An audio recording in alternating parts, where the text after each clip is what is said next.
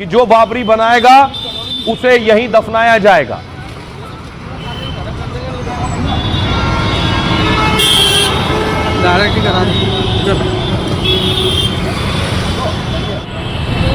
दूसरी तरफ देखिए क्या महज इत्तेफाक है कि असदुद्दीन ओवैसी के नेता भी बाबरी मस्जिद का जिक्र कर रहे हैं और मुसलमानों से कह रहे हैं उद्धव को वोट मत देना।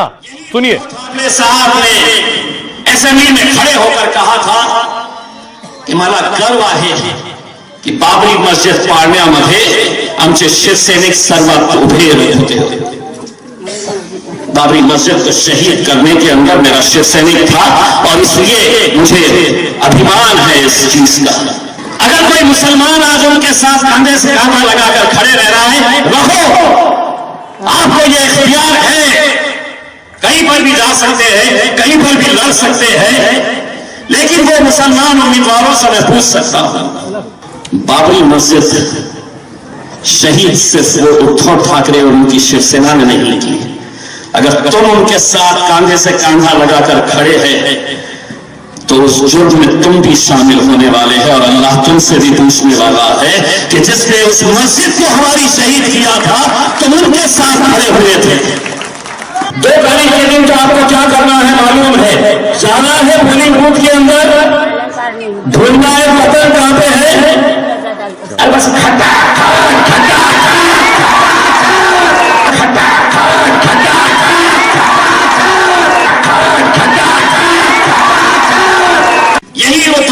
साहब ने। ओवैसी के नेता कह रहे हैं कि उद्धव ठाकरे और उनके कार्यकर्ता बाबरी विध्वंस में शामिल थे, इसलिए उन्हें वोट नहीं देना है, उनके खिलाफ वोट करना है। दूसरी तरफ देखिए पाकिस्तान को मिर्ची लगी है। कल प्रधानमंत्री नरेंद्र मोदी अयोध्या के राम मंदिर में पहुंचे थे, वहां धर्म ध्वजा फहराया तो पाकिस्तान को भी मिर्ची लगी।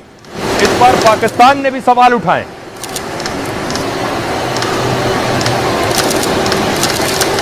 बाबरी मस्जिद का शिलान्यास होगी 6 दिसंबर। बाबर का कोई भी औलाद बाबरी मंदिर भारत में नहीं बनाएगा, भारत में भगवान राम का मंदिर ही बनेगा। एक बार जहाँ मस्जिद थी है ये इमारत भी ध्वस्त हो जाएगी और बंगाल की सरकार ममता दीदी की ये भी ध्वस्त हो जाएगी। बंगाल की सरकार हिंदू विरोधी सरकार।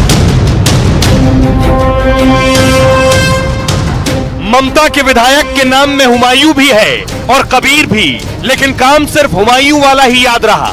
कहते हैं हुमायूं के अब्बा हुजूर यानी बाबर के नाम पर जो मस्जिद बनी थी उसे फिर से बनवाएंगे। शिलान्यास की तारीख और मेहमानों की फहरिस्त सब कुछ तैयार कर रखा है। वो मुसलमान का आवेग है, इमोशनल है, जो उनका मस्जिद जो बाबर में बना के गया उनको तोड़ दिया। 2025 साल का 6 दिसंबर एक बाबरी मस्जिद का बनाने के लिए भित्ति स्थापन होगी। बाबरी मस्जिद की याद उन्हें तब आई जब अयोध्या में राम मंदिर के शिखर पर ध्वजारोहण हुआ। मौका मिलते ही उन्होंने दांव लगाया, क्योंकि पश्चिम बंगाल में चुनाव है। हुमायूं कबीर मुस्लिम बहुल इलाके से लड़ते हैं, तो शायद उन्हें यह लगा कि बाबरी मस्जिद के निर्माण की बात से उनकी जीत फिर से तय हो जाएगी। दूसरी ओर उनकी तैयारी से हिंदू महासभा कबूली हो गई है। आगरा में हुमायूं कबीर के लिए कब्र तक खोद दी गई है। अब देखिए जरा कौन है ये जो बाबरी मस्जिद को बनवाने की बात कर रहे हैं। ममता के विधायक हैं हुमायूं कबीर। मुर्शिदाबाद में बाबरी मस्जिद शिलान्यास के पोस्टर लग गए इस तरह के, लिखा है 6 दिसंबर को बेलडांगा में शिलान्यास समारोह होगा। पोस्टरों में टीएमसी विधायक हुमायूं कबीर को आयोजक बताया गया है। एमएलए ने खुद कहा है कि 6 दिसंबर को बाबरी मस्जिद की वो नींव रखेंगे। 3 साल में पूरा होगा कार्यक्रम में कई मुस्लिम नेता भी शामिल होंगे। हुमायूं कबीर बंगाल में डेबरा से ममता की पार्टी के एमएलए हैं। 2021 से 2022 तक ममता बनर्जी कैबिनेट में मंत्री रहे। हुमायूं कबीर आईपीएस रहे हैं। कई पदों पर रहने के बाद वीआरएस लिया इन्होंने। पहले भी विवादों में रहे और बयानबाजी के लिए पार्टी ने इन्हें नोटिस भी दिया। बंगाल के राज्यपाल ने ममता के एमएलए के बयान पर आपत्ति जताई। हुमायूं कबीर की पार्टी टीएमसी ने उनके बयान को निजी बताया है। अयोध्या में विवादित ढांचा 6 दिसंबर 1992 को ही ध्वस्त किया गया था। हुमायूं कह रहे हैं अब वो 6 दिसंबर को ही नींव रखेंगे। टीएमसी विधायक का कहना है कि इसी मौके पर यह आयोजन होगा। टीएमसी विधायक का बयान तब आया जब राम मंदिर में ध्वजारोहण हो रहा था। मंगलवार को पीएम मोदी ने राम मंदिर के शिखर पर धर्म ध्वज फहराया। जनवरी 2024 को राम मंदिर में रामलला की प्राण प्रतिष्ठा हुई। 2019 में सुप्रीम कोर्ट ने विवादित जमीन को रामलला की जन्मभूमि बताया था। कोर्ट ने मुस्लिमों को बाबरी ढांचे के लिए 5 एकड़ जमीन का आदेश दिया था और इसके बाद करीब 25 किलोमीटर दूर मुस्लिम पक्ष को 5 एकड़ जमीन दी गई थी। 6 साल बाद भी प्रस्तावित मस्जिद का अब तक निर्माण शुरू नहीं हुआ है। सुनिए जरा क्या कुछ कह रहे हैं हुमायूं, जो बाबरी मस्जिद बनाने की बात कर रहे हैं, और हिंदू महासभा की नेत्री क्या कह रहे हैं। बाबरी मस्जिद का शिलान्यास होगी 6 दिसंबर। स्टेट का मेरा नेता सब लोग को संहति दिवस भी उद्यापन होगी। मैं वहाँ का बेलडंगा में एक बाबरी मस्जिद 3 साल के लिए काम चलेगी, इसीलिए उनका भित्ति स्थापन होगी। तो वो 6 दिसंबर की नींव भरवाने की बात कर रहे हैं कि मैं 6 दिसंबर को नींव भरवाएंगे बाबरी मस्जिद की। तू नींव खुदवा, उसके बाद में तुझे भरवाने का तो मौका ही नहीं मिलेगा और तू नींव भरवाएगा 6 दिसंबर को। मैंने तेरे के लिए कबर तैयार कर रखी है। जो भी इसका गला काट के लेके आएगा तो उसको 1 करोड़ रुपए दिया जाएगा। उसके साथ साथ में मैं अपने सोने के कंगन भी चार दूंगी। जो इसे आगरा में मैंने कबर खुदवा दी, जो 7 दिसंबर को इसको लेके आ जाएगा उसी को मैं सोने के कंगन भी दूंगी, क्योंकि मैंने कबर तैयार कर रखी है इसके लिए।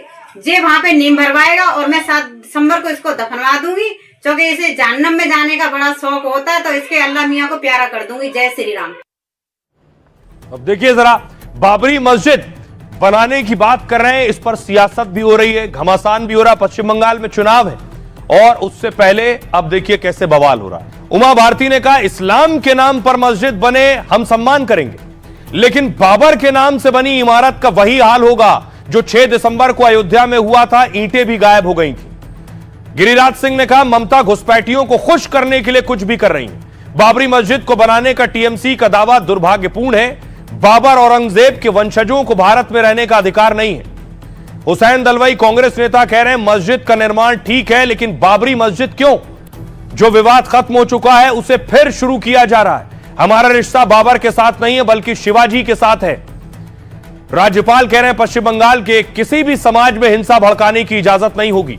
यह मुद्दा सुप्रीम कोर्ट ने हमेशा के लिए खत्म कर दिया है। यह सुप्रीम कोर्ट की अवमानना है और देश के लोकतंत्र का अपमान है।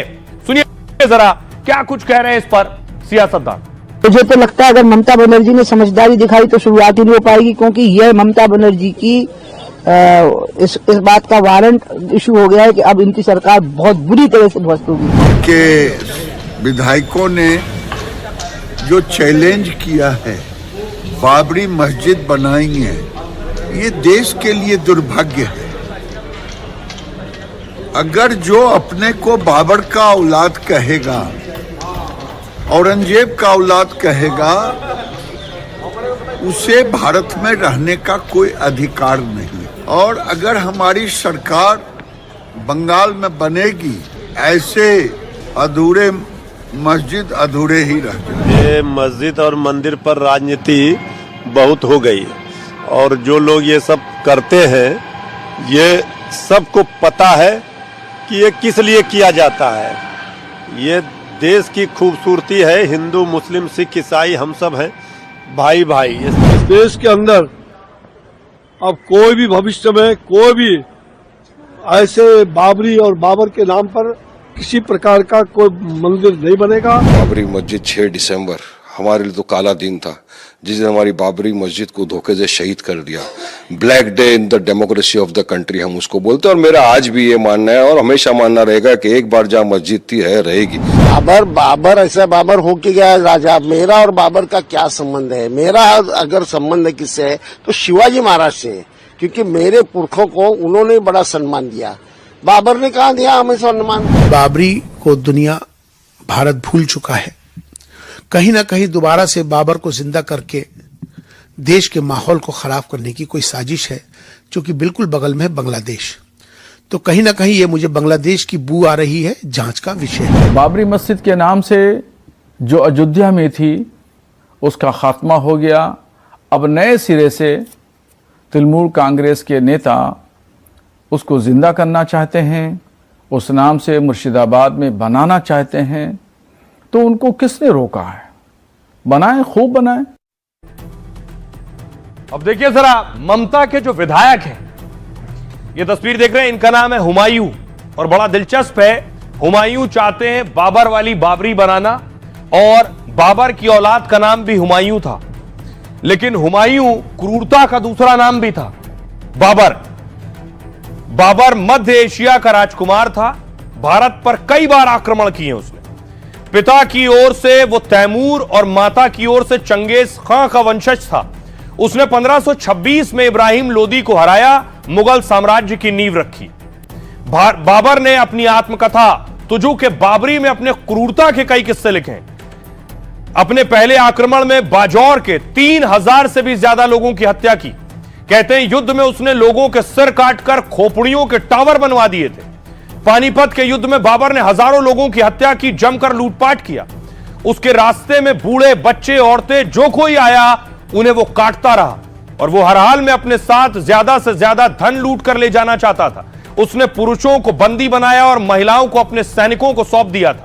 बाबर ने मुसलमानों की हमदर्दी पाने के लिए कई हिंदू मंदिरों को नष्ट किया। उस दौर में बाबर के आदेश से मीर बाकी ने राम जन्मभूमि मंदिर को नष्ट कर मस्जिद बनवाई। राम मंदिर तोड़ते वक्त 10,000 से ज्यादा हिंदू उसकी रक्षा में शहीद हुए। उसके एक अधिकारी ने संभल में मंदिर गिराकर मस्जिद का निर्माण भी करवाया।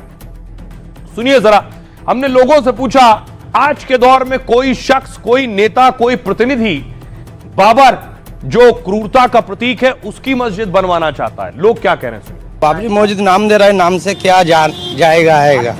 मस्जिद बना रहा है, कोई गलत चीज नहीं बना रहा है। क्या है, अच्छी बात बोला है उसने। जब राम मंदिर बन सकता है अयोध्या में, तो बंगाल में बाबरी मस्जिद बनने में क्या प्रॉब्लम है? बाबरी मस्जिद नाम क्यों देना चाहता है? वो मस्जिद करिए, मस्जिद तो उनका धर्म का है, लेकिन हमको लगता है कि ये थोड़ा राजनीतिक हो गया जिनिस बना रही है। सही कर रही है, अपन धर्मों का जिनिस बना रही है ना, दूसरा का तो कोई जिनिस नहीं बना रही है ना। तो सोच समझ के बोलना चाहिए।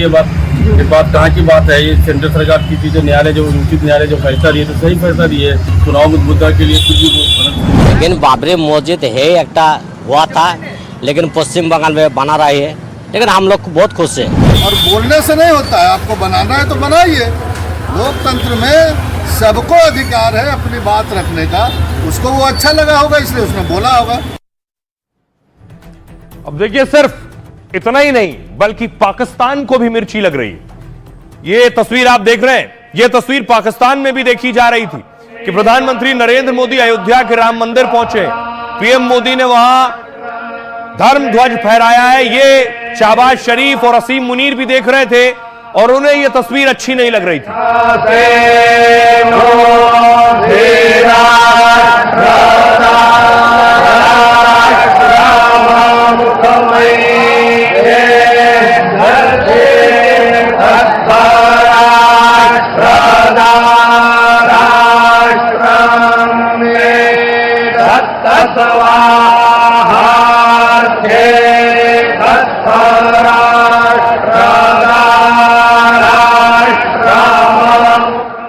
देखिए जरा इस पर पाकिस्तान क्या कह रहा है। जब उसने तस्वीर देखी, राम मंदिर पर ध्वज फहराए जाने पर पाक ने बयान जारी किया।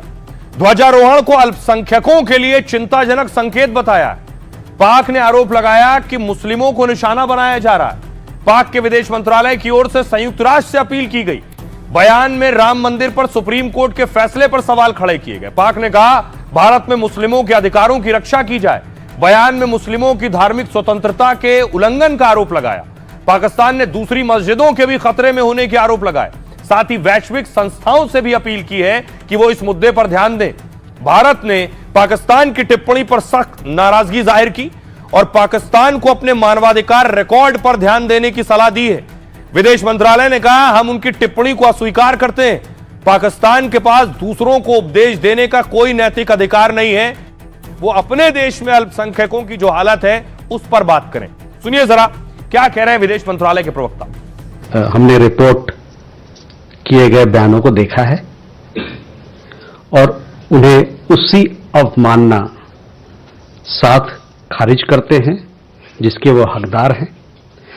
एक ऐसे देश के तौर पर जिसका अपने अल्पसंख्यकों के दमन, कट्टरता और व्यवस्थित बुरे बर्ताव का गहरा दागदार रिकॉर्ड है, पाकिस्तान के पास दूसरे को लेक्चर देना यानी उपदेश देना का कोई नैतिक अधिकार नहीं है। खोखले उपदेश देने के बजाय या पाखंडी उपदेश देने के बजाय पाकिस्तान के लिए बेहतर हुआ कि वो अपने अंदर झांके और अपनी जो उनके मानवाधिकार का जो रिकॉर्ड है, खराब रिकॉर्ड है, उस पर ध्यान दे। तो विदेश मंत्रालय ने पाकिस्तान को आईना दिखाया है। खबरों में आगे बढ़ते हैं। आज की एक और बड़ी खबर, अब बिहार में योगी मॉडल। सम्राट चौधरी, पिछले दिनों मैंने आपको बताया था कि सम्राट चौधरी गृह मंत्री हो गए। गृह मंत्री होने के बाद सम्राट चौधरी ने सबसे पहले हरिहर मंदिर गए। वो तस्वीर मैं आपको दिखाऊं, अगली तस्वीर देखिए जरा।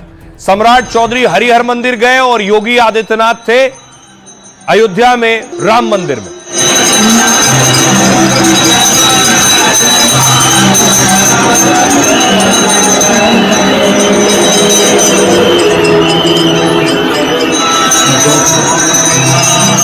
सम्राट चौधरी भी योगी आदित्यनाथ के नक्शे कदम पर चल रहे हैं। सम्राट चौधरी का पहला दिन था गृह मंत्रालय संभालने का, लेकिन सबसे पहले पहुंचे वो पुलिस हेडक्वार्टर, पुलिस लाइन पहुंचे, जहां उन्हें सलामी दी गई।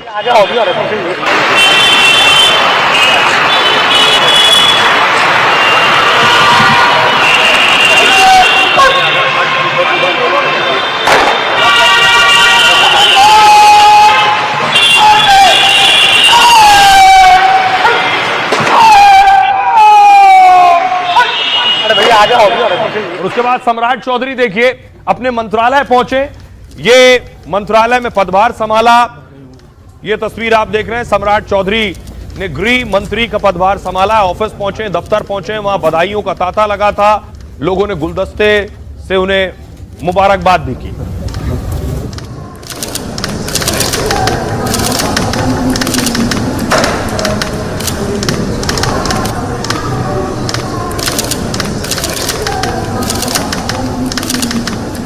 अब देखिए जरा, होम मिनिस्टर बनते ही क्या हुआ। ये यूपी का एनकाउंटर है, शातिर लुटेरे का एनकाउंटर हुआ है बुलंदशहर में। यही बिहार में हो रहा है।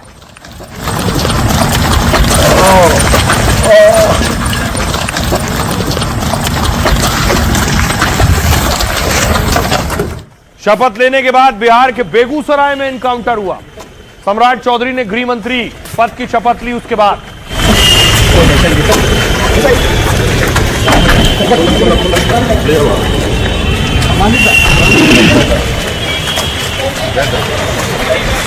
दूसरी तरफ देखिए जरा, उत्तर प्रदेश के बलिया में एनकाउंटर हुआ। यूपी में एनकाउंटर, बुलडोजर, ये सब अपराधियों पर चलता है।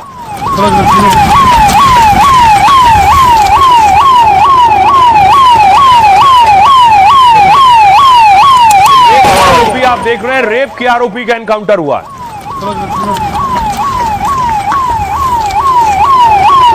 दूसरी तरफ देखिए, बिहार में मुजफ्फरपुर में बुलडोजर गरजना शुरू हो गया है। बुलडोजर पहुंच रहे हैं। बिहार के 10 जिलों में बुलडोजर कार्रवाई हुई है।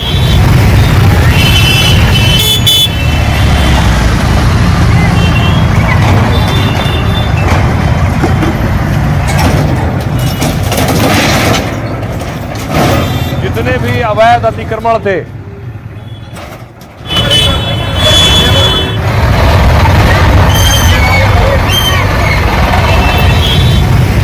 दूसरी तरफ देखिए उत्तर प्रदेश में क्या होता है। यूपी में 2 दिन पहले ही बुलडोजर तौकीर के ठिकानों पर चला है और तौकीर के करीबियों की इमारतें गिरा दी गई।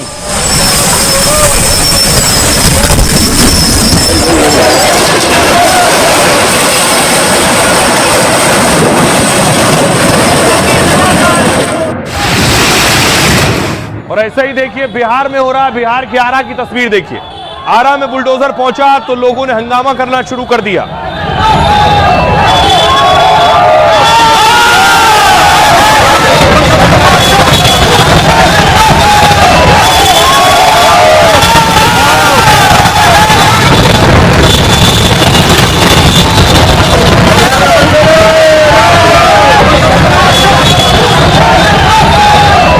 आप देख रहे हैं सम्राट चौधरी गृह मंत्री बने। पहले गृह मंत्रालय था नीतीश कुमार के पास, अब बीजेपी के पाले में गृह मंत्रालय आ गया और सम्राट चौधरी गृह मंत्री बन गए।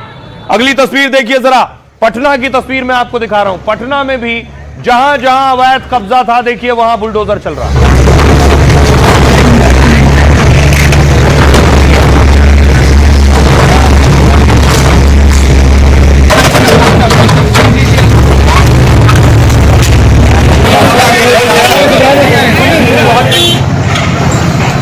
न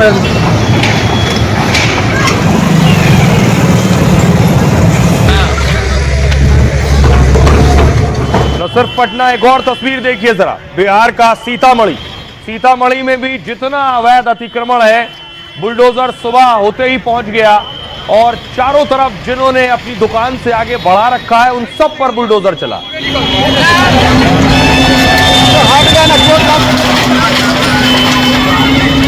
यूपी में दंगा नहीं, सब चंगा है। जो अपराधी हैं, चाहे वो किसी भी स्तर के माफिया हो, को चिन्हित करने का काम किया जाएगा। किसी ने रंग में भंग डालने का काम किया तो जेल की सलाखें उसका इंतजार कर रही हैं। जेल को पूरी तरह निगरानी में रखा जाएगा। जेल में मोबाइल कैसे जाता है, इसकी पूरी समीक्षा की जाएगी। ये बुलडोजर है ना, ये यूपी के अंदर माफिया को चाप चाप करके हाँपने के लिए मजबूर कर दिया है। भाई दंगा करोगे तो खानदानी पूरी प्रॉपर्टी भी जाएगी, कहीं भीख भी नहीं मिलेगी। लगभग 400 लोगों को आइडेंटिफाई किया है, संपत्ति को जब्त करने का काम। कि अगर बेटे की सुरक्षा के साथ खिलवाड़ किया तो तय मानिए कि अगले चौराहे पर यमराज टिकट काटने के लिए खड़ा हो। रोमियो घूम नहीं सके, कोई हमारी बहनों को छेड़ ना सके, इसके लिए विशेष फोर्स लगाने का काम किया। ये सरकार तो जो जिस भाषा में समझेगा उस भाषा में समझाना भी जानती है। सोशल मीडिया पर किसी को भी गाली देने वाला, उनके खिलाफ कार्रवाई की जाएगी। माफिया आज वहां पे जहन्नुम की यात्रा में जा चुका है। किसी भी हालत में ऑर्गेनाइज क्राइम करने वाले के खिलाफ बिहार की पुलिस सख्ती के साथ कार्रवाई। बिहार में अब अपराधियों का बाबा वाला इलाज शुरू हो गया है और माफिया पर गिरने लगी है योगी जैसी बुलडोजर गाज। यानी अब बिहार में भी दिखने और दौड़ने लगा है योगी मॉडल। यूपी में माफिया और अतिक्रमण पर जैसे मुजफ्फरनगर से कानपुर तक बुलडोजर एक्शन होता है, बिहार में वैसे ही मुजफ्फरपुर से दानापुर तक गरज रहा है और ऐलान कर रहा है कि बिहार में योगी मॉडल की शुरुआत हो गई है। सम्राट चौधरी ने गृह मंत्री बनते ही 400 माफियाओं की लिस्ट बना ली है और ऐलान भी कर दिया है कि महिलाओं की सुरक्षा के लिए जैसे योगी ने एंटी रोमियो स्क्वाड बनाया, ऐसा ही एंटी रोमियो दस्ता बिहार में भी बनेगा और मनचले अपराधियों का कड़ा इलाज करेगा। पिंक पेट्रोलिंग के तर्ज पर सभी जगह कोई रोमियो घूम नहीं सके, कोई हमारी बहनों को छेड़ ना सके, इसके लिए विशेष फोर्स लगाने का काम किया जाएगा।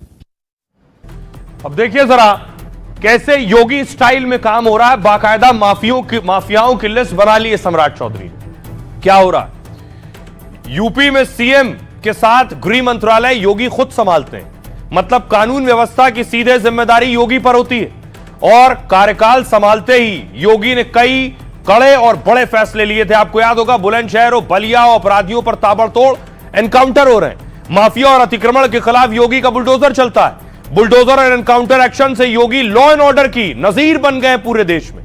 बिहार में गृह मंत्रालय मिलते ही सम्राट चौधरी भी ऐसे ही एक्शन में है। यूपी की तरह बिहार पुलिस भी एक्शन मोड में नजर आ रही है। बाहुबलियों के गढ़ बेगूसराय में 2 बदमाशों का एनकाउंटर हुआ। सम्राट चौधरी ने ऐलान कर दिया अपराधियों का ऐसा ही इलाज करेंगे, इसलिए या तो अपराधी सुधर जाए या फिर बिहार से बाहर चले जाएं। जैसे योगी ने कहा था, या तो सुधर जाओ या यूपी छोड़ दो।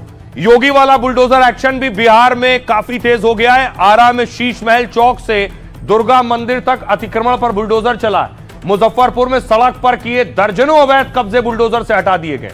राजधानी पटना में भी सड़क किनारे हुए अवैध अतिक्रमण पर सख्ती दिख रही है। नोटिस देने पर भी अतिक्रमण नहीं हटा तो बुलडोजर से कार्रवाई होने लगी है। दरभंगा में भी अवैध निर्माण को गिराने के लिए बुलडोजर चलने लगा है, तो बुलडोजर देखकर कई लोग खुद ही अतिक्रमण हटा रहे हैं। यह है तैयारी।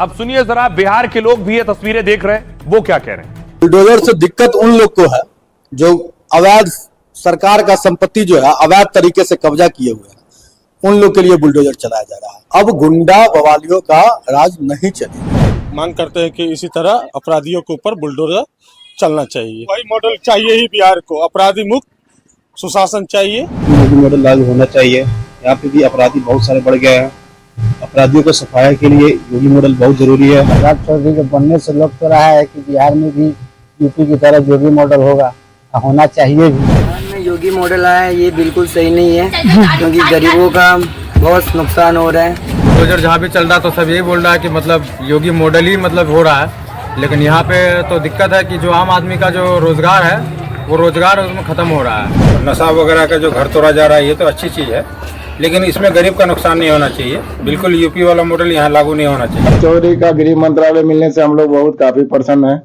और अपराधी पर यह कार्रवाई होना बहुत जरूरी है। चलना चाहिए, अपराधियों पर चलना चाहिए। अब देखिए, सिर्फ कुछ जिले नहीं, हर जिले में तेजी से बुलडोजर की कार्रवाई हो रही है। कुछ और जिलों से जो तस्वीर आई हो मैं आपको दिखाऊं। बिहार के कुछ और जिले जैसे रामनगर की तस्वीर आप देख रहे हैं। रामनगर में भी बुलडोजर कार्रवाई हो रही है।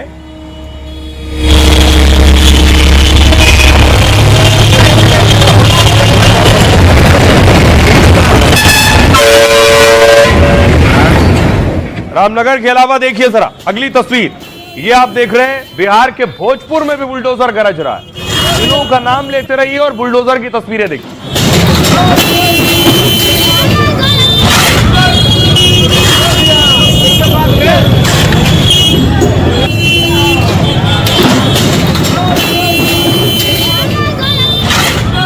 अगला देखिए, दरभंगा लिए चलता हूं आपको।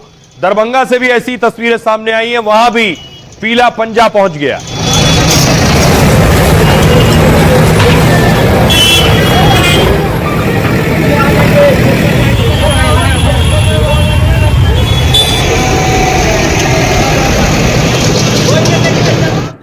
अब देखिए, जैसे योगी आदित्यनाथ ने माफियाओं का इलाज किया यूपी में, वही बिहार में होगा। अपराध का नेटवर्क तोड़ने के लिए कड़ी कार्रवाई शुरू हो चुकी है। बालू, शराब, जमीन से जुड़े 400 माफियाओं की लिस्ट तैयार है बिहार में। कोर्ट का आदेश मिलते ही इनकी अवैध संपत्तियां जब्त की जाएंगी। जो बिहार के माफिया हैं, 2 माफिया की संपत्ति जब्ती की अनुमति कोर्ट से मिल चुकी है। कोर्ट के आदेश के मुताबिक अपराधियों के घरों पर बुलडोजर भी चलेंगे। अपराध करके करोड़ों की संपत्ति खड़ी करने वालों को बिहार में बख्शा नहीं जाएगा। अपराधियों का तेजी से बिहार में ट्रायल होगा और उनकी सजा सुनिश्चित की जाएगी। बिहार में कानून का राज और सुशासन को और मजबूत किया जाएगा। पटना में बुलडोजर अभियान के लिए कैलेंडर मॉडल लागू हो गया है। मतलब अतिक्रमण हटाने के लिए बाकायदा एक कैलेंडर बनाया जाएगा। अवैध निर्माण को चिन्हित कर नोटिस दिया जाएगा और फिर कार्रवाई होगी। मतलब शहर में 1-2 बार नहीं, अवैध निर्माण पर लगातार बुलडोजर गरजेगा। एडीएम, डीएसपी समेत 100 से ज्यादा पुलिस अधिकारी और कर्मचारी व्यवस्था देखेंगे। इसके साथ ही महिला अपराध पर भी कड़ी कार्रवाई होगी। महिलाओं और छात्राओं की सुरक्षा सम्राट चौधरी की प्राथमिकता है। यूपी मॉडल की तरह बिहार में एंटी रोमियो स्क्वाड तैयार किया जाएगा। हर स्कूल कॉलेज की छुट्टी के वक्त आसपास पिंक पुलिस तैनात रहेगी और किसी भी तरह की छेड़खानी और सीधे और कड़ी कार्रवाई होगी इस पर। अगर बिहार में किसी युवती, छात्रा या महिला से छेड़खानी हुई, आरोपी तो गिरफ्तार होगा ही, लापरवाही पुलिस पर भी होगी अगर एक्शन नहीं लिया। 2017 में सीएम बनते ही योगी ने एंटी रोमियो स्क्वाड बनाया था। 8 साल में यूपी में करीब 1.5 करोड़ आरोपियों को चेतावनी दी गई है और एंटी रोमियो दस्ते ने करीब 32,000 मंचलों पर एक्शन लिया है। यह हुई है कार्रवाई। सुनिए जरा सम्राट चौधरी क्या कुछ कह रहे हैं, कितने माफियाओं की लिस्ट तैयार है। माफिया को आइडेंटिफाई करने का काम सरकार करेगी और जिन लोगों को भी माफिया आइडेंटिफाई होगा, वैसे लगभग 400 लोगों को आइडेंटिफाई किया है। सरकार ने न्यायालय में इसके लिए आवेदन दिया है। 2 की सहमति मिल चुकी है और आगे सहमति मिलेगी तो सबके संपत्ति को जब्त करने का काम। पिंक पेट्रोलिंग के तर्ज पर सभी जगह कोई रोमियो घूम नहीं सके, कोई हमारी बहनों को छेड़ ना सके, बच्चियों को नहीं छेड़ सके, इसके लिए विशेष फोर्स लगाने का काम किया जाएगा। और सभी के छुट्टी पर, जब स्कूल कॉलेज में छुट्टी होगी तो विशेष तौर पर अभियान चलाकर वहां पर पुलिस फोर्स पर्याप्त उपलब्ध कराए जाएंगे और कोई छेड़खानी नहीं हो सके, इसकी चिंता की जाएगी। तो सम्राट चौधरी डिप्टी सीएम थे, है डिप्टी सीएम, गृह मंत्रालय भी उनके पास है। सम्राट चौधरी ने कैसे सरकार में हो या पार्टी में हो खुद को मजबूत किया है और गृह मंत्रालय का पद सम्राट संभाल रहे हैं। सम्राट की ताकत क्या है उनके बारे में आपको बताऊं और कौन कौन सी पार्टी में पहले रह चुके हैं वो। दरअसल सम्राट बिहार के सबसे चर्चित और फायर ब्रांड नेताओं में से एक है। गृह मंत्री अमित शाह ने तो कह दिया था उनको बड़ी जिम्मेदारी देने जा रहे हैं चुनाव के वक्त ही। करीब 12 करोड़ के मालिक सम्राट को लग्जरी गाड़ियों का शौक नहीं। सम्राट को महंगी कारों से ज्यादा दिलचस्पी सोना, चांदी और जमीन में। सम्राट और उनकी पत्नी ममता के करीब 50 लाख रुपए का उनके पास सोना है, जबकि पटना से मुंगेर और तारापुर तक 8 करोड़ रुपए से ज्यादा की जमीन है। सम्राट की पत्नी खुद एडवोकेट हैं, दोनों बच्चे सियासत से दूर पढ़ाई में व्यस्त हैं, लेकिन मुंगेर में जन्मे सम्राट का सियासी परिवार से गहरा नाता रहा है। उनके पिता शकुनी चौधरी 7 बार विधायक और सांसद रह चुके हैं, जबकि मां पार्वती देवी 30 साल पहले तारापुर से विधायक बनी थी। जो सम्राट बिहार बीजेपी के बड़े नेता हैं, वो कभी आरजेडी और जेडीयू के साथ रहे। राजनीति की शुरुआत की आरजेडी के साथ और राबड़ी सरकार में मंत्री भी रहे। 2014 में जब सम्राट चौधरी लालू की पार्टी छोड़ जेडीयू में शामिल हो गए, 2017-18 में सम्राट बीजेपी में आए और पहले संगठन में काम किया। बिहार में बीजेपी के उपाध्यक्ष और अध्यक्ष बने और सत्ता तक पहुंचे। जो सम्राट आज बिहार में नीतीश के बाद सबसे कद्दावर मंत्री हैं, वो कभी खुलकर नीतीश और उनकी नीतियों का भी विरोध कर चुके हैं। 2 साल पहले सम्राट चौधरी ने पगड़ी पहनकर कसम खाई थी कि जब बीजेपी बिहार की सत्ता में आएगी तभी वो पगड़ी उतारेंगे। नीतीश ने जब बीजेपी के साथ गठबंधन कर दोबारा सरकार बनाई तो सम्राट डिप्टी सीएम बने और अयोध्या जाकर पगड़ी उतारी, और अब 58 साल बाद सीएम के अलावा गृह मंत्री बनने वाले पहले शख्स भी बन गए हैं। सुनिए जरा, सम्राट चौधरी का एक ही निर्णय है कि वो बिहार की लॉ एंड ऑर्डर कानून व्यवस्था को यूपी जैसा बनाएंगे। सुनिए। लगातार नीतीश कुमार जी ने सुशासन दिया है, अपराध समाप्त नहीं हुए, अपराध पर कार्रवाई हो रही है और नीतीश जी ने सुशासन दिया। बार बार कह रहे हैं कि ऑर्गेनाइज क्राइम को खत्म किया है, आपराधिक घटना हो रही है, चिंता का विषय है और आगे उसको भी ठीक करना है। इस पर सरकार पहल। एक तरफ देखिए बुलडोजर एक्शन हो रहा है, एनकाउंटर हो रहा है, लेकिन दूसरी तरफ खबर यह भी है कि अब लालू यादव को भी अपना घर छोड़ना पड़ेगा। यानी लालू एंड फैमिली पर कार्रवाई हो रही है, और क्यों हो रही है भी आपको बताऊंगा। ये जो आप घर देख रहे हैं लालू यादव का आवास है। लालू यादव और राबड़ी देवी इस घर में सालों से रह रहे थे, लेकिन अब यह आवास छोड़ना पड़ेगा। घर खाली करने का नोटिस दिया जा चुका है लालू एंड फैमिली को।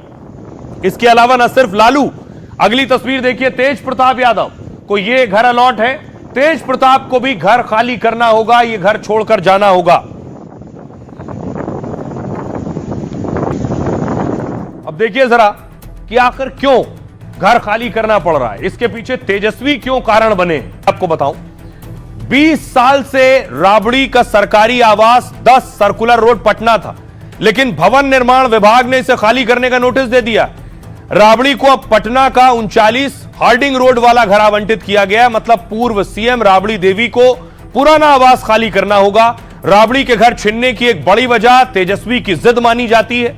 दरअसल 2017 में एनडीए सरकार बनी तो तेजस्वी को डिप्टी सीएम पद छोड़ना पड़ा, तो उन्हें सरकारी आवास 5 देश रत्न मार्ग खाली करने का नोटिस दिया गया। तेजस्वी इस बंगले में काफी खर्च कर चुके थे और वो बंगला छोड़ना नहीं चाहते थे, इसलिए उन्होंने फैसले को चुनौती दे दी। हाईकोर्ट में याचिका दायर की। हाईकोर्ट ने तेजस्वी की याचिका खारिज करते हुए एक और बड़ा फैसला दिया कि जितने भी पूर्व सीएम डिप्टी सीएम है, आजीवन बंगला सुरक्षा जैसी कोई सुविधा नहीं दी जाएगी, और उस फैसले का पालन हो रहा है। अदालत के इसी आदेश का असर राबड़ी के नोटिस के रूप में है। अगर तेजस्वी में कोर्ट में ना गए होते तेजस्वी, तो पूर्व सीएम के नाते राबड़ी यहीं रहती। लालू के दूसरे बेटे तेज प्रताप को भी आवास खाली करने का नोटिस मिला है। तेज प्रताप अभी पटना के 26M स्टैंड रोड पर रहते हैं। तेज प्रताप इस बार महुआ सीट से चुनाव हार चुके हैं। विधायक न रहने पर उनको यह आवास अब खाली करना होगा, कोई और विकल्प नहीं है। सुनिए जरा क्या कुछ कह रहे हैं इस पर हमारे सहयोगी की रिपोर्ट देखिए। अब इन्हें जहां शिफ्ट होना है राबड़ी और तेज प्रताप को, नए घर से उनकी रिपोर्ट। बिहार की पूर्व मुख्यमंत्री राबड़ी देवी को बतौर नेता प्रतिपक्ष बिहार विधान परिषद रहते हुए नया आवास आवंटित हुआ है। ये वही आवास है, 39 हार्डिंग रोड स्थित ये जो बंगला है, ये राबड़ी देवी का नया पता होगा। पिछले 20 सालों से राबड़ी देवी 10 सर्कुलर रोड स्थित जो आवास था, उस आवास में पूरे परिवार के साथ रह रही थी, लेकिन अब उन्हें वो आवास खाली करके इस आवास में आना हुआ। बिहार में नई सरकार बनते ही नए मंत्रियों को उनका बंगला आवंटित किया जा रहा है। 26 एम स्टैंड रोड स्थित बंगले के बाहर मौजूद है और ये वही बंगला है जो कि तेज प्रताप यादव को आवंटित था और अब ये बंगला नए जो मंत्री बनाए गए हैं बिहार सरकार के लखेंद्र कुमार रोशन, उनको ये बंगला आवंटित कर दिया गया है और अब तेज प्रताप यादव को भी ये अब देखिए, दो बड़े सियासत के धुरंधरों को घर छोड़ना होगा तो इस पर सियासत भी हो रही है, बैक पैक हो गया है। तेज प्रताप कह रहे हैं छोटे भाई ने मुख्यमंत्री पद की शपथ ली, यानी नीतीश कुमार को कह रहे हैं लालू का छोटा भाई, छोटे भाई ने शपथ ली और बड़े भाई के बंगले को खाली करने का आदेश दे दिया। नीतीश जी और लालू जी के बीच भैयारी वाले नैतिक रिश्ते का भी अंत हो गया है। नीतीश सरकार को इतना नीचे नहीं गिरना था, इतिहास दोनों हाथों में कालिक लिए नीतीश कुमार का इंतजार कर रहा है। रोहिणी आचार्य जिन्होंने घर छोड़ा पिछले दिनों, वो कह रही हैं यह है सुशासन बाबू का विकास मॉडल, करोड़ों लोगों के मसीहा लालू यादव का अपमान है, करना शायद उनकी पहली प्राथमिकता है। घर से तो निकाल देंगे, जनता के दिल से कैसे निकालेंगे? सेहत नहीं तो कम से कम राजनीतिक कद का ही सम्मान रख लेते। नीरज कुमार जेडीयू के नेता कह रहे हैं लालू परिवार को पटना में बंगले की कमी है क्या? वो चाहेंगे तो रातों रात बंगला बना लेंगे। मंगनी मंडल अध्यक्ष बिहार आरजेडी के, वो कह रहे हैं जो भी करना पड़े वो करेंगे पर बंगला खाली नहीं करेंगे। सरकार पूरी तरह बदले की भावना से काम कर रही है और लालू परिवार को जानबूझकर अपमानित किया जा रहा है। 20 सालों तक क्यों नहीं आया याद, अभी अचानक क्यों याद आया है? नीरज कुमार बीजेपी के नेता कह रहे हैं राबड़ी देवी के आवास को खाली करने के दौरान ध्यान रखें कि कहीं टोटी और अन्य सरकारी संपत्ति की चोरी ना हो जाए। आइए आपको सुनवाता हूं, सुनिए जरा सियासतदान क्या कह रहे हैं। बदले की राजनीति नहीं है। बिहार में कई मकान हैं जो एयरमार्क हैं, जैसे विपक्ष के नेता के लिए वन पोलो रोड एयरमार्क है। तेजस्वी यादव अगर वो 25 से कम सीट लाते तो उनको भी खाली करना पड़ता, वो सीट विपक्ष के नेता का है, उनको मकान मिला हुआ है। मकान बंगला खाली करा देंगे तो जनता के दिल से कैसे उतर पाएंगे? आदरणीय लालू प्रसाद जी जनता के दिलों पर राज करते हैं। 20 वर्षों से ज्यादा समय से ये आवंटित है और इस तरह की सियासत, तो इससे क्या कहा जा सकता है? ओछी राजनीति। जिस विभाग के तहत का मामला है, सरकार नियम के अनुसार हर बार नई सरकार आती है तो आवास बदलने का और आवास आवंटन का प्रक्रिया होता है भवन निर्माण विभाग का, उसके तहत हो रहा है। सरकारी बंगला से मोह माया क्यों? आज ऑफिसर रिटायर करते हैं तो सरकारी बंगला छोड़ देते हैं, लेकिन नेता जब रिटायर करते हैं हटते हैं तो उनको सरकारी बंगला का बहुत बड़ा मोह रह जाता है।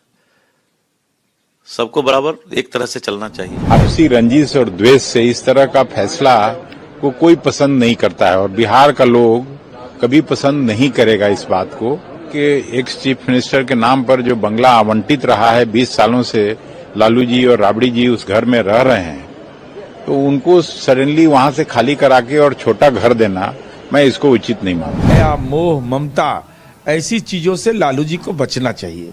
जो लोग सियासत का विषय बना रहे हैं वह लालू जी के कद को कम कर रहे हैं। इसका मतलब होगा कि आप सरकारी संपत्ति पर भी अतिक्रमण करना चाहते हैं।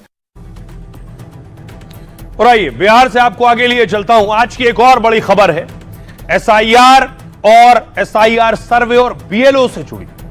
बीएलओ की मौत और सुप्रीम आदेश। दरअसल ममता बनर्जी ने कल एसआईआर के खिलाफ प्रदर्शन किया था, पदयात्रा की थी। इस मामले को वो राज्य खास तौर पर, चाहे बंगाल हो या उत्तर प्रदेश हो, ये आरोप लग रहा है और कहा जा रहा है कि यहां एसआईआर नहीं होने देंगे।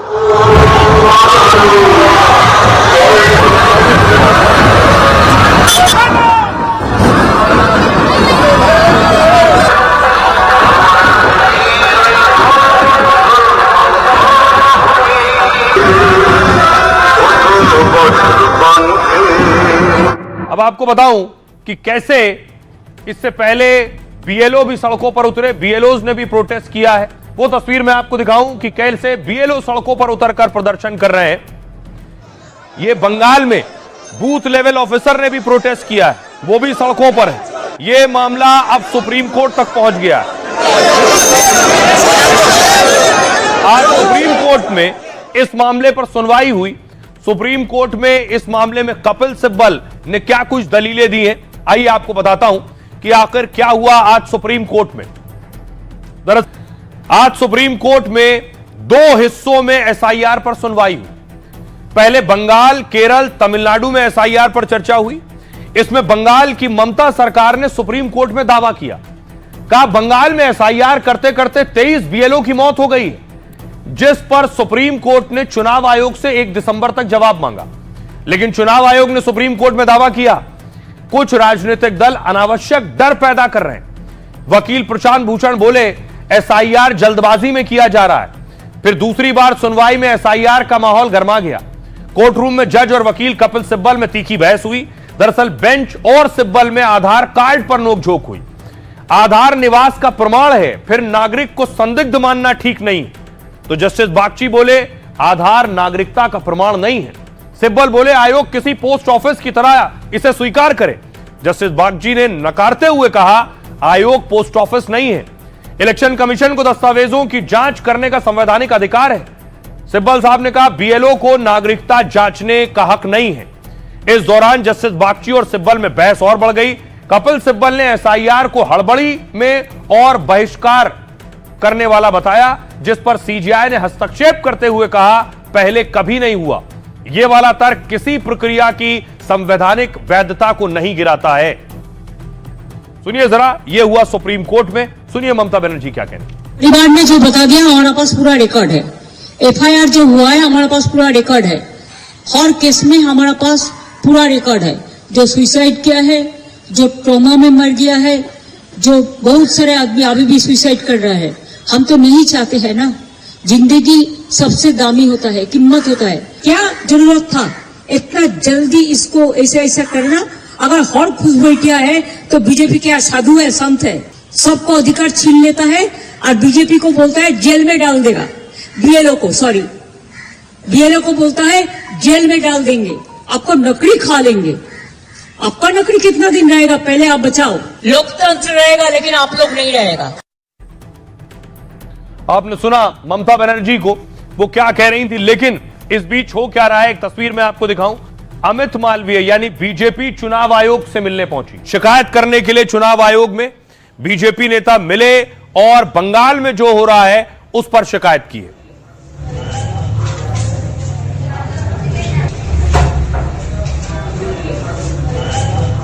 देखिए जरा बीजेपी क्या शिकायत कर रही है जो एसआईआर बंगाल में हो रहा है उस पर। बीजेपी ने चुनाव आयोग से ममता सरकार की शिकायत की। बंगाल में एसआईआर के दौरान बड़े स्तर पर गड़बड़ी की जा रही है। ममता सरकार पर बीएलओ को दबाने का आरोप लगाया है।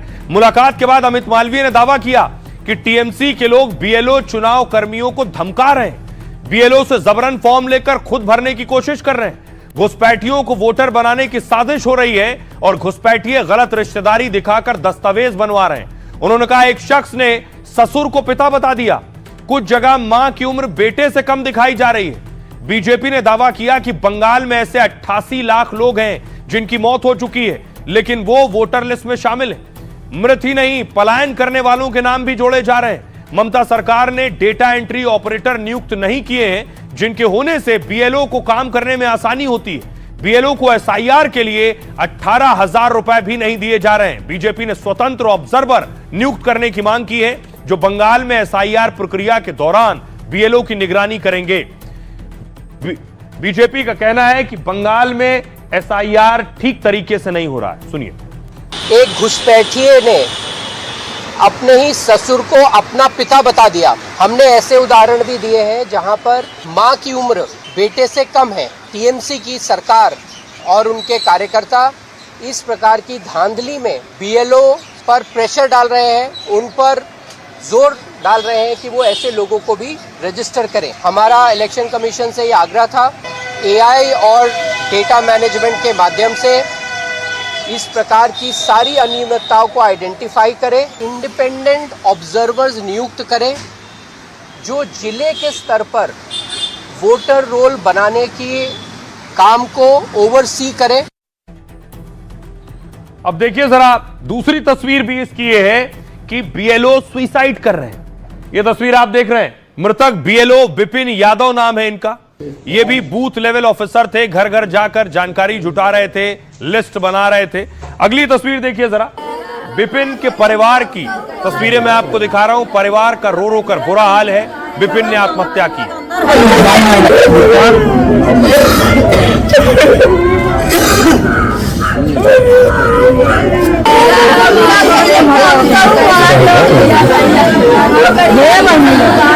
अब देखिए जरा, आज अजय राय पहुंचे विपिन के घर। तस्वीर मैं आपको दिखाऊं, ये देख रहे हैं अजय राय विपिन के परिवार से मिले, उनके पिता से मिले। कांग्रेस के अध्यक्ष हैं अजय राय और उनके परिवार को ढांढस बंधाते हुए बात हुई तभी तेरे बाद हम चला गए।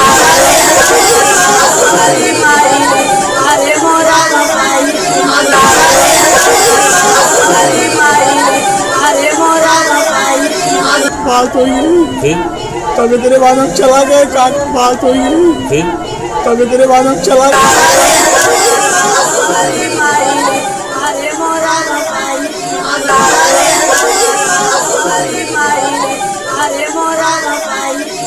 बात हुई तभी तेरे बाद हम चला गए। अब आइए आपको सुनवाता हूं, सुनिए जरा। विपिन ने आत्महत्या की और उसके बाद जब उससे बयान लिया गया तो वो क्या कह रहा है, उसने क्यों खुदकुशी की, सुनिए। क्यों खाया? दबाव कारण। किसके दबाव के कारण? एडीएम वीडियो लेखपाल और सबका यही दबाव था।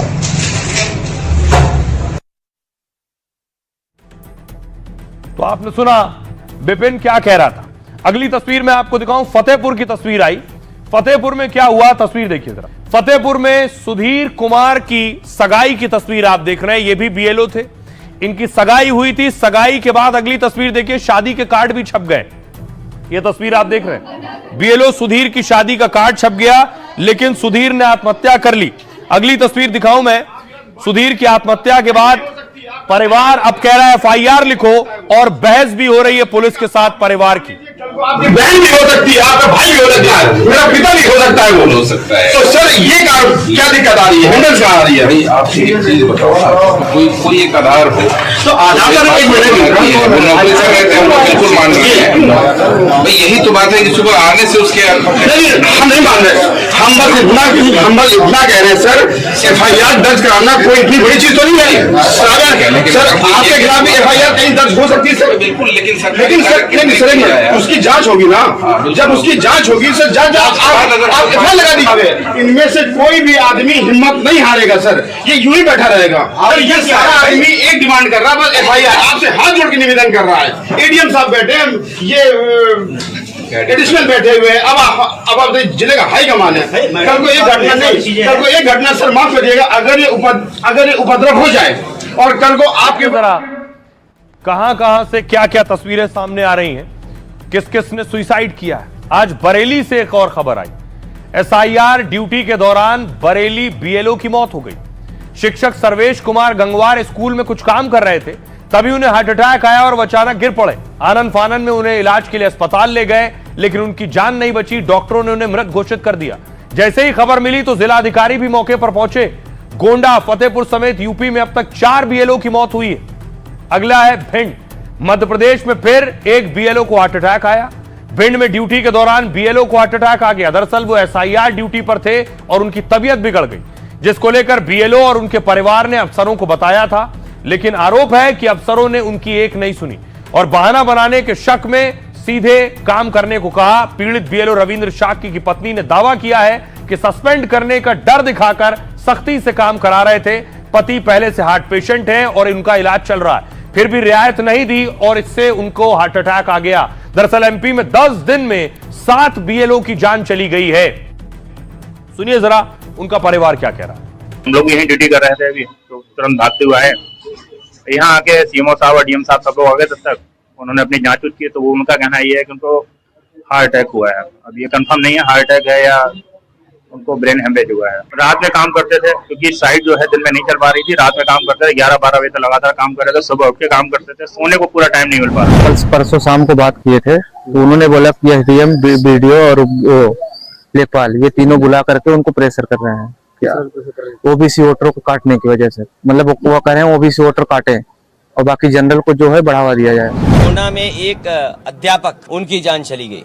बड़े पैमाने पर बीएलओ की जान गई है और मजबूरी में मुझे बीएलओ के पक्ष में भी पत्र लिखना पड़ा, जानकारी देनी पड़ेगी किस मेंटल प्रेशर में वो काम कर रहे हैं। और सरकार का दबाव है कि वो कैटेगरी में सबके जल्दी फॉर्म भर दो। यूपी में 3 करोड़ लोगों का वोट काट देंगे ये लोग। लोगों के वोट काटने की साजिश, षड्यंत्र और अधिकारियों के माध्यम से हो रहा है। निश्चित तौर से विपिन यादव जी के परिवार के साथ, और ये तीसरी घटना उत्तर प्रदेश में है।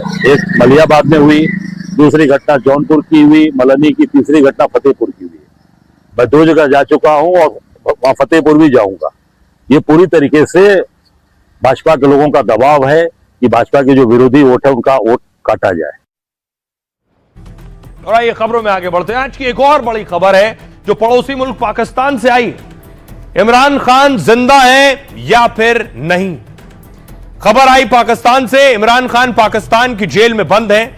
लंबे वक्त से जेल में बंद है इमरान खान भ्रष्टाचार के मामले में। लेकिन एक पोस्ट आया ministry of foreign affairs Balochistan, यानी बलूचिस्तान के विदेश मंत्रालय ने ट्वीट किया और कहा कि इमरान खान की हत्या की जा चुकी है जेल में, लेकिन जो तस्वीर साझा की वो 2013 की तस्वीर साझा की गई। इसके बाद बवाल शुरू हुआ। देखिए जरा, जेल के बाहर इमरान खान के समर्थक बैठ गए और प्रदर्शन करने लगे।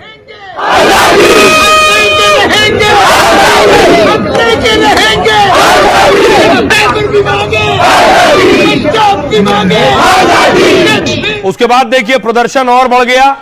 इमरान खान की बहन पहुंची है, इमरान खान की बहन और पुलिस में भिड़ंत हुई।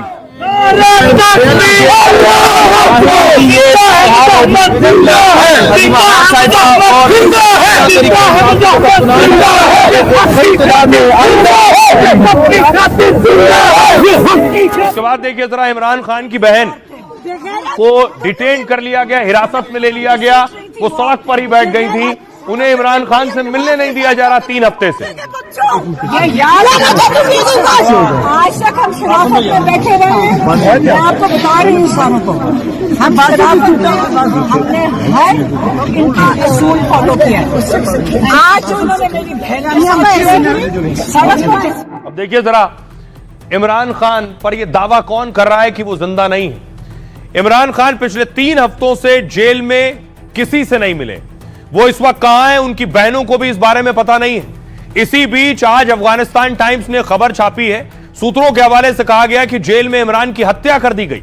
इसके बाद बलूचिस्तान के विदेश मंत्रालय ने भी पोस्ट किया और सोशल मीडिया पर रिपोर्ट्स के जरिए दावा किया कि असीम मुनीर और आईएसआई ने मिलकर उनकी हत्या कर दी है।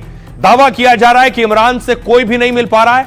जेल में इमरान खान से डॉक्टर, वकील भी नहीं मिल पा रहे हैं। पिछले 7 साल में जेल में इमरान को किसी ने नहीं देखा।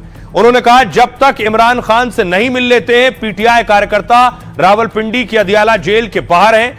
मृत ही नहीं, पलायन करने वालों के भी नाम जोड़े जा रहे। तब तक अदियाला जेल के बाहर धरना प्रदर्शन जारी रहेगा। इस बीच यह भी दावा है कि उन्हें आइसोलेशन वार्ड में रखा गया है या फिर उन्हें किसी और जेल में शिफ्ट कर दिया गया है, लेकिन जेल प्रशासन ने पूरे मामले पर चुप्पी साध रखी है। आइए आपको सुनवाता हूं, सुनिए जरा इमरान खान की बहन क्या कह रही है। ने कहा था क्या इमरान खान को अडियाला में है या उनको कहीं शिफ्ट कर दिया। जब हमें इस किस्म हम इसकी अफवाहें सुनते हैं तो यकीनन हमें कंसर्न होता है कि ये किस किस्म की बात चल रही है कि इमरान खान को यहाँ से शिफ्ट ना कर दिया, क्योंकि उन्होंने एक जगह बनाई तो है कोई और। अब हमें कुछ नहीं पता। 3 हफ्ते से इमरान खान की कोई इतला नहीं है। कोई तो रिस्पॉन्सिबिलिटी बनती है कि हमें कोई इन्फॉर्मेशन ही देते हैं कि चले मिलवाते नहीं है। पिछले हफ्ते किसी ने हमें आगे कहा कि तब तक नहीं आपको मिलवाएंगे जब तक आसिम मुनीर की नोटिफिकेशन नहीं हो जाती। अब देखिए जरा, इमरान खान जेल में, दावा किया जा रहा है कि असीम मुनीर मरवा सकते हैं इमरान को। पाकिस्तान में इस वक्त फील्ड मार्शल असीम मुनीर सबसे ताकतवर आदमी है। आरोप है कि मुनीर ने कई बार इमरान को मरवाने की कोशिश की। दरअसल असीम मुनीर और इमरान खान की अदावत और दुश्मनी पुरानी है। इमरान खान जब प्रधानमंत्री हुआ करते थे तब मुनीर को दरकिनार कर दिया था। 2019 में असीम मुनीर को आईएसआई के डीजी के पद से हटा दिया था क्योंकि मुनीर ने इमरान की पत्नी पर भ्रष्टाचार के आरोप लगाए थे। इसकी वजह से इमरान खान मुनीर से बेहद नाराज थे। इमरान खान ने कोशिश की थी कि मुनीर सेना प्रमुख ना बनने पाए, इसके लिए इमरान ने जनरल बाजवा का कार्यकाल बढ़ाने की पेशकश कर दी। हालांकि तब बाजवा और इमरान खान के रिश्ते ठीक नहीं थे और सेना में वरिष्ठ होने की वजह से मुनीर सेना प्रमुख बन गए। मुनीर के चीफ बनने के बाद इमरान खान को सेना का समर्थन नहीं मिला। आम चुनाव में इमरान को हराने के लिए नवाज शरीफ लंदन से आ गए पाकिस्तान। एक तरफ नवाज शरीफ के खिलाफ दर्ज मुकदमे खत्म कर दिए गए, वहीं दूसरी तरफ अलग अलग मामलों में इमरान को सजा होने लगी। इमरान खान को जब अविश्वास प्रस्ताव के जरिए पीएम पद से हटाया गया तो उन्होंने आईएसआई और मुनीर के खिलाफ साजिश रचने का आरोप लगाया था। साथ ही कई बार यह भी कहा कि आईएसआई उनको मारने की साजिश रच रही है। इसीलिए